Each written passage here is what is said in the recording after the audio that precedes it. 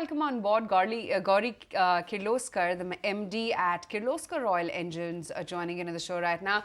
Gauri, hi, morning. Good to have you on the show and good set of numbers as well. Congratulations. What factors led to the growth this time for you?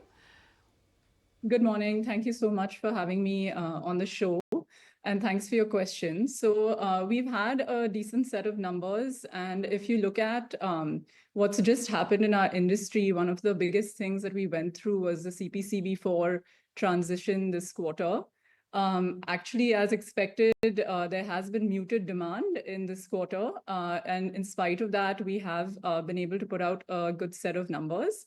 On the revenue in general and the margins in general, I'd say we've shown significant improvement over the last 2 years. We had set a target of 2x, 3y, which was to double our top line and improve our margins to double digits. And I think we've been steadily doing that on both fronts.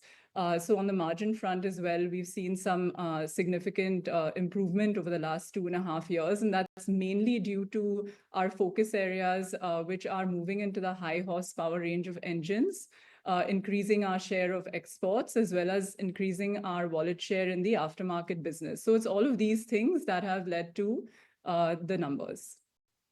Absolutely. A very good morning to you, Ms. Kirloskar. The shallows are joining the conversation. You did speak about your margins and you have been actually steadily improving it, given the fact you set the target of a double-digit margin and you have actually gone ahead and accomplished that. 19.5 around, that's where your EBITDA margin was for the quarter gone by. Do you think now this sort of a range will be sustainable going ahead? Because you know the street, your investors do demand more. Yeah, so we will continue to, the improvement has been good, but I think there is still scope to improve our margins. And the focus continues to be the high horsepower range, exports and aftermarket, and we will continue to make progress there. So I hope to see a steady increase in margins. We have also done pretty well in our industrial engines business. And increased our share of wallet from, say, defense and railways and customer segments that we're now focused on. And as we continue to do this, I do expect that we should be able to see at least stable to improved margins. Sure. Gauri, I want to specifically talk about the PowerGen demand as well, because wanted to get a status check from you really, because you've got your ears closely to the ground, as to how the demand is looking like for both India as well as the international markets, and how much can you really garner in terms of volumes from there? Sure.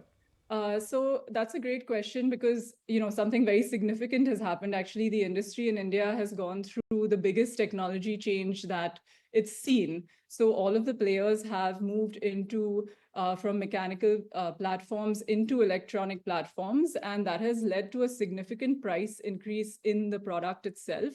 So this Q2 was actually the first quarter where we saw the full emission transition impact. And as expected, there has been a little bit of muted demand because there was a significant pre-buy that happened in Q1 of this year. And what we are seeing now is that although it seems like the price has been accepted, there is still, you know, market dynamics and pricing dynamics that are playing out node to node, depending on, you know, which engine platforms competition has. And we will see that evolve. But in general, I think in terms of domestic demand, we have seen strong demand from infrastructure, from real estate as segments. And we do expect in Q3 and Q4 that these segments and in general, the PowerGen demand will pick up as compared to Q1 and Q2 of this year. You had also asked about international demand. The way it stands today and the way that we look at the international market, we have very, very small shares in the international market today. So really, it's an opportunity for us. And I do see that when it comes to, say, uncertainties or geopolitical situations playing out, it doesn't really affect us because we have negligible market shares. The work that we need to do is mostly internal.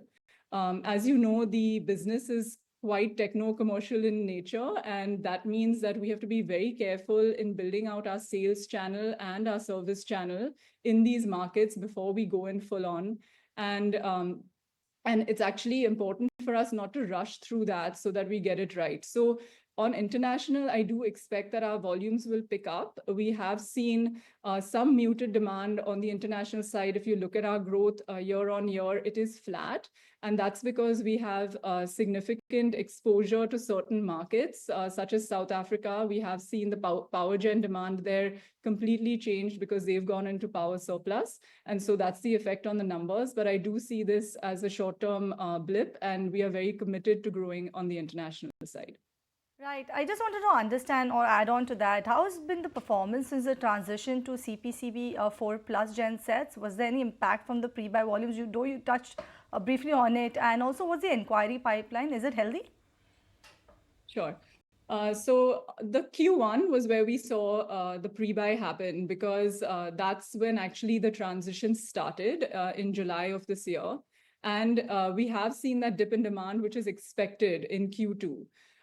The pricing seems to have settled, but it's something that we have to closely watch. And if I actually look at how we've done as a company, you'd seen like the PowerGen industry volumes overall dip in the last quarter.